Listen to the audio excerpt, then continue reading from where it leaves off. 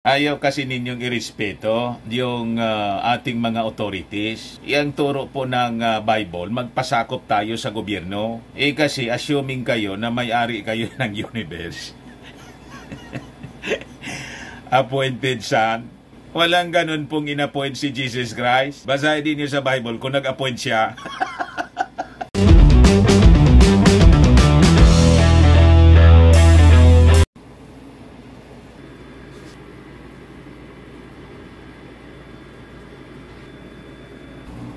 Sinight in contempt na rin mga kababayan si Pacquiao na ang House of Representatives ngayon napusoy po siya, no? Si Pacquiao. O yan ang breaking news mga kababayan ngayon. House panel cites alleged rapist Kibuloy in contempt. Ipapaaresto siya ng komite. Yan po ang mga laman ng balita ngayong hapon mga kababayan. Tapos niya Mr. Maravillas. Hindi na talaga niya Mr. Maravillas umubra yung power ni Pacquiao. Hindi niya mapigilan yung Senado, yung Kongreso, pati yung FBI. Lahat humahabol na sa kanya. Iba niya Mr. Maravillas. Sinabi niya na talagang pinaghabol siya. Pinaghabol daw ng mga babae. Pinagabol nga po kasi nagrereklamo sa kanya doon sa Senado at sa FBI. At ngayon naman po ang magabol sa kanya yung Kongreso. Siyempre ipag-uutos po sa ating PNP na tugisin po si Pacquiao para iara po sa Congress. May relasyon po sa problema ng kanyang kumpanya na SMNI na inassign na po yung administration kay Maudigs. But before ko mga kababayan ibigay sa inyo yung full story ng mga balitang yan, click subscribe muna dito sa ating YouTube channel and hit the notification bell para lagi po kayong updated sa mga kaganapan dito sa ating bansa. Like and share na rin po ninyo ng ating video. At huwag na rin po ninyo na skip yung ating mga commercial ads para tuloy-tuloy lang ang pag-unlad ng Bagong Pilipinas. Sa mga naghanap ng malinis and spacious fitness gym, bumisita lang po kayo sa aming Colossal Fitness Gym. We also offer Grab Car Rental with our brand new 2023 model ng Toyota Innova. Also accept booking for those who are planning to travel via PAL, Cebu Pacific, and other airline companies, local and international, and bills payment for Meralco bills, PLDT, Aleco bills, para sa mga Tagalbay, PLDT, etc. Kahit saan po kayo gusto na mag-travel, pwede na kayo magpa-booking online dito sa amin, bumili ng plane tickets. Pati sa mga hotels, pwede kayo po magpa-book. May Paymaya na rin po kami, may Bayad Center. Ang Colossal Fitness Gym is located at 3rd floor Security Bank Building, Lanco Business Park, Legazpi City. For inquiries, look for Jilon Maravillas. Contact number 0966-802-0949. Ito yung aming Innova. Lagi na pong matao sa amin. Na-set up na rin po yung aming mga gym equipments. May treadmill na rin po kami. Ito naman po yung bago naming product na binibenta online. Eye Glow Serum, whitening po siya. Tingnan ninyo yung epekto sa aking anak na architect before and now. Yung mga inquiries po ninyo, dumiretso na lang kayo sa kanyang Facebook account, Riz Maravillas. Ito naman po, Firmax Firming and Lifting Cream, pinapahid po sa mga pulses in affected area. Mainam po ito sa mga pains at paninigas na mga kaso-kasoan. Ito po, Automax Radiant Serum. Sa mukha naman yung application. Anti-aging po siya. You will look 10 years younger than your age. Sa mga cancer patients naman po, baka lang gusto ninyo itong itry. Ningxia Red Mix fruit drink. Hindi man po siya gamot. Food supplement siya. Kaya lang, gawa siya mga kababayan sa goji berry. Yung goji berry may anti-cancer properties. Yung mga inquiries ninyo, dumiretso na lang kayo sa aming messenger sa Facebook para masagot namin agad. Ayos pa? Ayos na ayos sa Mr. Maravillas. Sa balikan natin itong breaking news mga kababayan, tutugisin na rin po ng kamera itong si Pacquiao. Kasama lang pa lang po ni Mau Diggs. Tapos yung kanyang mga supporters. Nandun yata yon sa mansion ni Pacquiao. Paplano po siguro ng kung anong mga bagay-bagay. Sigurado niya Mr. Maravillas, hindi man ikabubuti ng ating bansa. Kasi sige ang panggulo nila, si Mau Diggs nga po, ang sabi mag-attend ng rally doon sa liwasang Bonifacio ngayong hapon. Ito po yung announcement nila, PDP Laban announcement. Laban kasama ang bayad ay bayan, prayer rally. Former President Rodrigo Duterte live abangan March 12, 2024, Tuesday. Nag-announce po yung PDP Laban. You see, pakinggan kasi ninyo yung advice ng ating Pangulong Bongbong Marcos na arapin na lang yung mga reklamo sa Kongreso, sa Senado. Yung FBI, walang kontrol doon ng ating Pangulong Bongbong Marcos kasi yung kaso niya, kasama doon sa kaso niya sa Amerika po. Walang rason po na magtago. Wala man pong threat sa kanyang buhay. Kwento-kwento man lang niya, mga kababayan. Iyon nga, nag-uusap-usap sila eh. Kaya lang makikita natin sa kanilang mga pagmumuka abang nag-uusap-usap po, doon siguro to sa mansion ni Pacquiao.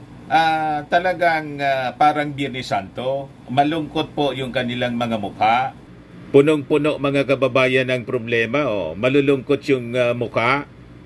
Sabi nga natin, sila man lang kasi yung may gawa ng kanilang problema. Tapos sabi ng mga fentanyl vloggers, Fenta Kingdom vloggers mga kababayan, naninira daw tayo na mga pro-government vloggers. Paano manira kami? Nagkikwento lang kami ng inyong mga ginagawang kasiraan. Walang naninira po sa inyo. Kayo yung gumawa ng sarili ninyong kasiraan, kaya kayo nasisira. That is not our business na manira po. Kayo yung akusa ng akusa sa ating Pangulong BBM. Bangag, adik. Kung ano-ano, kurakot. Yan ang mga pinagsisigaw ninyo doon sa liwasang Bonifacio. Pagkatapos, babaliktarin ninyo na kami yung naninira. Ang ginagawa po ninyo, ulitin ko, self-destruction ninyo. Tama? Hindi kasi kayo tumulong na lang sa ating pamalaan. Hindi nga ninyo makakumbinsi si Inday. Ayon, nag-send off sa ating Pangulong Bongbong at nakipagkamay na kay Martin Romualdez. Baka niya, Mr. Maravillas, napilitan lang makipagkamay. Malamang. Pero inis na po niya, ni Mrs. Lisa Marcos. Alangan man makipagplastikan po. Pero yung mga defenders nilang mga Fenta Kingdom vloggers, all out sa paninira po kay First Lady Lisa Marcos. Grabe yung mga paninira ngayon kay First Lady Lisa Marcos. So gusto ninyong mangyari, pakitaan pa ng mabuting pag-uugali ng First Lady habang hinahamak yung kanyang mahal na asawa. Hindi man po pwede ang ganon. Ano kayo, sinisurte? Kayo na lang yung pagpasensyahan palagi. Tinatrato kayong mabuti ng Palasyo Malacanang ng First Lady. Pagkatapos, ganon-ganon yung gagawin ninyo. Tapos babantaan pa yung ating Pangulong Bongbong Marcos na matutulad sa kanyang tatay. Gusto ninyong patalsikin sa pwesto at iupo si Inday. Sinong nasa matinong pag-iisip mga kababayan? Ang itatrato kayong mabuti. Buti na lang yung ating Pangulong Bongbong Marcos, hindi kayo pinapatulan. Pero iba si Mrs. Lisa Marcos. Hindi man siya politiko eh. Tama pa? O ngayon, balikan natin itong kwento na na-cite in contempt na po ng Kongreso si Pacquiao. Hindi umobra yung power mga kababayan ni Kibbs. House panel cites alleged rapist Kibuloy in contempt. Yan ang report mga kababayan published by Impact Leadership. Sabi dyan, ipaparisto rin siya ng komite. Kabataan Party List Representative Raul Manuel says should Apollo Quiboloy fail to appear in the House Committee on Legislative Franchises hearing on Tuesday, March 12, the committee shall issue an arrest warrant against him. Hindi nga nag-appear, kaya kinontempt na po ngayon lang. Sa Kamara naman, dapat humarap din si Apollo Quiboloy sa committee hearing. Kung hindi, ipaparisto rin siya ng committee. Ayaw kasi ninyong irespeto yung ating mga authorities. Yang turo po ng Bible, magpasakop tayo sa gobyerno. Kasi assuming kayo na may-ari kayo ng universe. Appointed son. Walang ganun pong inappoint si Jesus Christ. Basahin din niyo sa Bible kung nag-appoint siya. Di ba? Walang ina-appoint po. Mayroon po sa Bible, adopted son. You become adopted son pag ikaw ay tumanggap sa Kanya bilang Panginoon at personal Lord and Savior. Ganon. Pag ikaw ay naligtas, you become adopted son.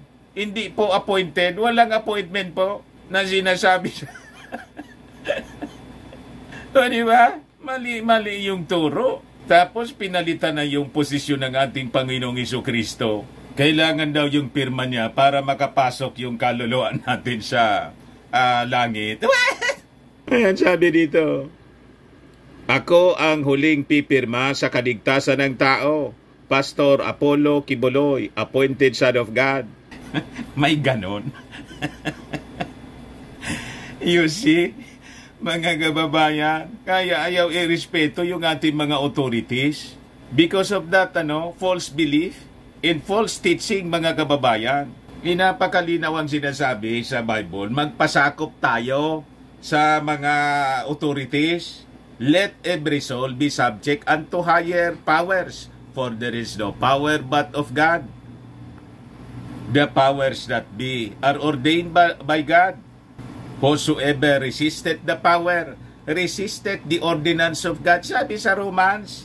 Napakalinaw po ang turo ng Bible. Romans 13 verse 1 to 2. Let every soul be subject unto higher powers. For there is no power but of God. The powers that be are ordained of God. Whosoever therefore resisted the power, resisted the ordinance of God, and they shall resist. And they that resist shall receive to themselves damnation. Kaya damnation po ang kinakaharap ni Pacquiao at kanyang mga kaibigan. You resist the power. Kaninong power? Yung power ng ating Pangulong BBM, in of the Congress, in of the government. Dapat pasakop tayo. Pastor po, mali yung mga itinuturo sa mga members. Yan tuloy, dinasadla kayo sa napakalaking problema. Tama itong post, mga kababayan, ng isang netizen. Ipabasa ko po sa inyo. Si Yayam Dizon. Sabi ni Yayam Dizon, Dilima has more balls than Quiboloy, Bantag and Tebes combined. She faced her cases head on while these men hide. Tama, mga kababayan. May balls pa sa inyo si Laila de Lima. Kahit si GMA nga noon, ganon din, may balls si GMA. Kasi nagpakulong po, hinarap niya yung kaso. Mga babae po ito.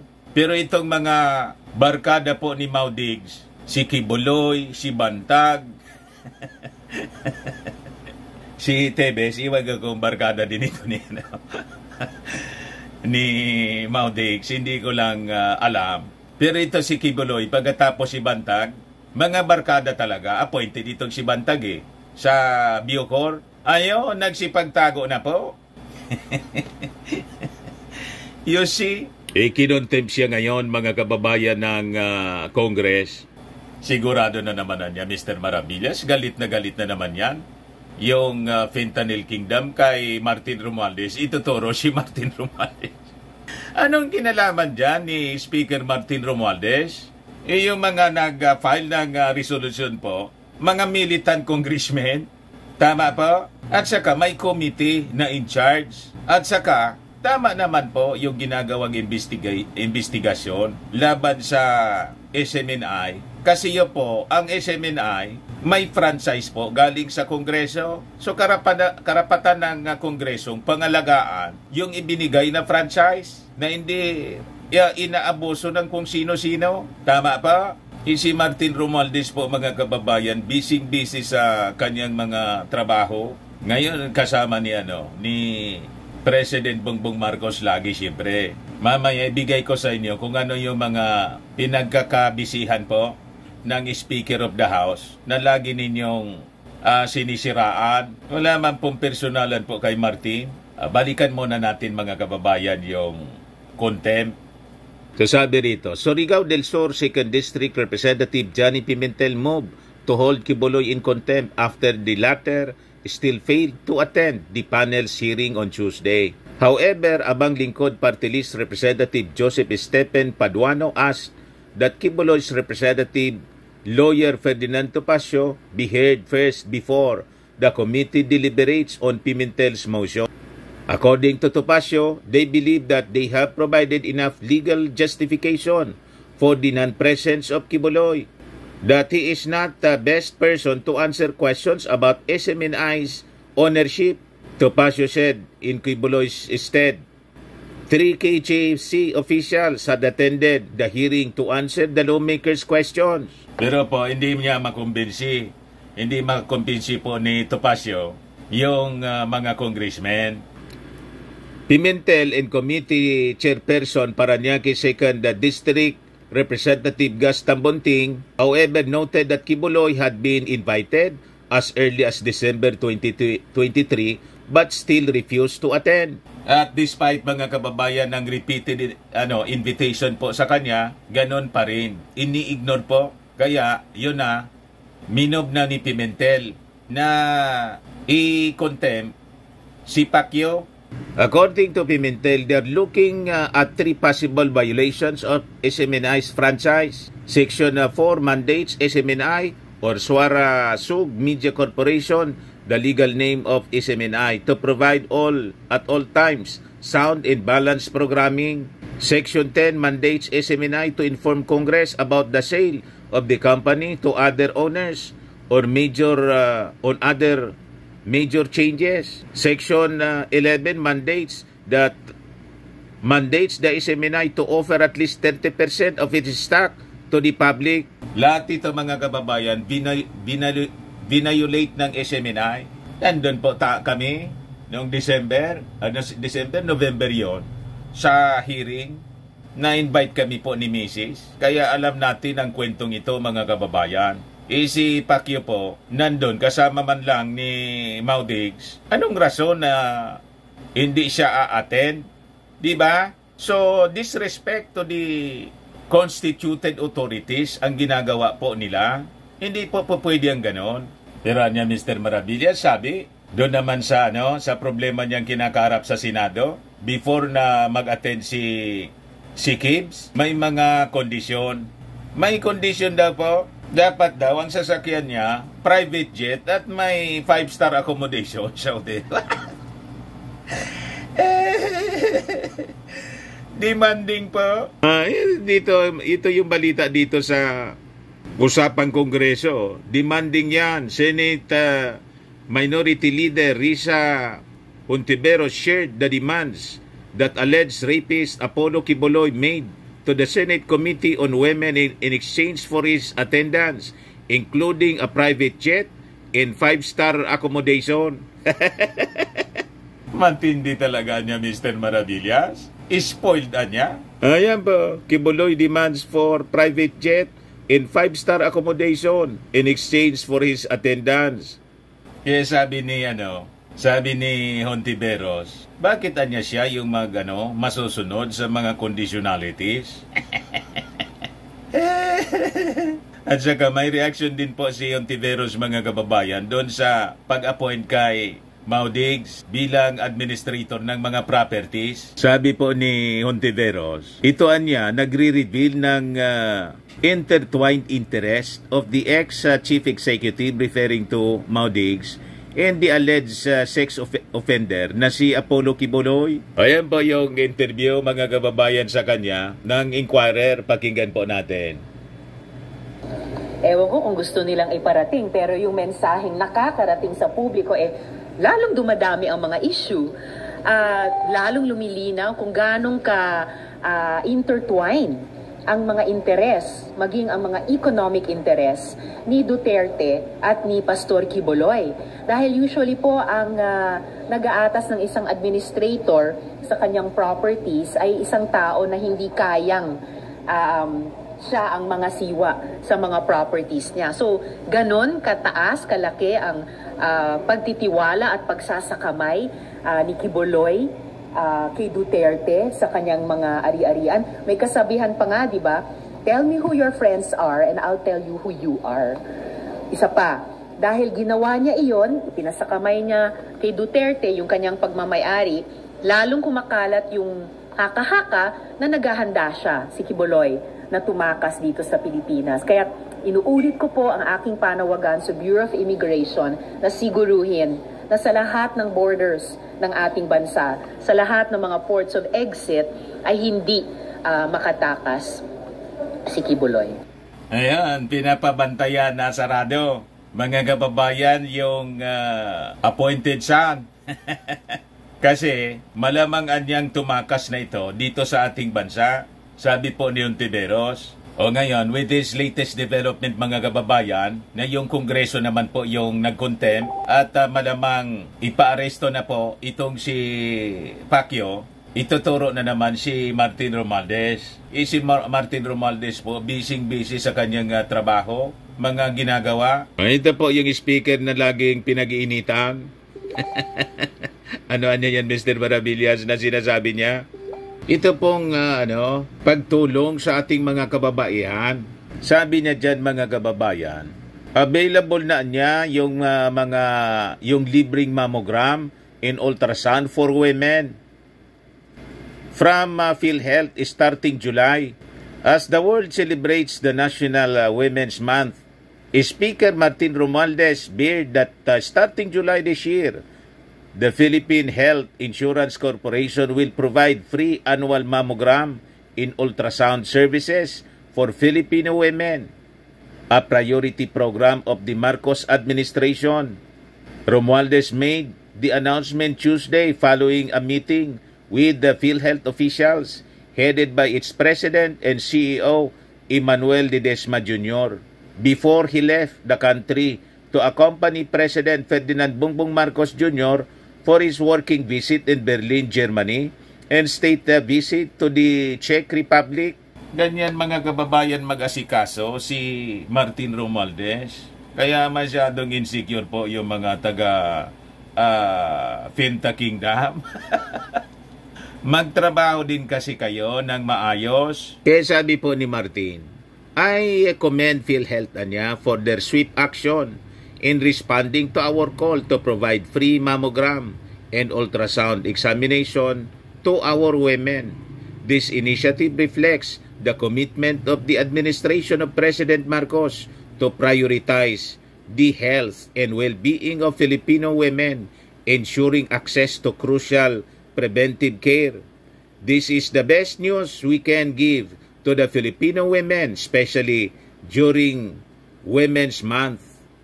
Ayan po si Speaker Martin Romualdez. Sige lang po ang serbisyo sa ating mga mamamayang Filipino. Abang yung mga taga Finta Kingdom po, siging pamirwisyo. Siging panggugulo po. Ayaw tigilan yung mga protest nila. Prayer rally daw na punong-puno ng pagmumura. Diyan po sa liwasang Bonifacio. At pupunta daw ngayon yung dating Pangulong Maudigs. Di bantayan natin kung ano na naman yung sasabihin po. Kasi balibaliktad po yung mga pinagsabi sa mga speeches niya. Atake pagkatapos babawiin yung kanyang mga sinabi. Litong-lito na niya Mr. Maravillas yung mga Finta Kingdom vloggers ni Maudigs. Litong-lito na kung paano nila i-defend yung kanilang patron. But anyway, yun man lang po mga kababayan. Ako po si Dante Maravillas. Bye-bye. God bless.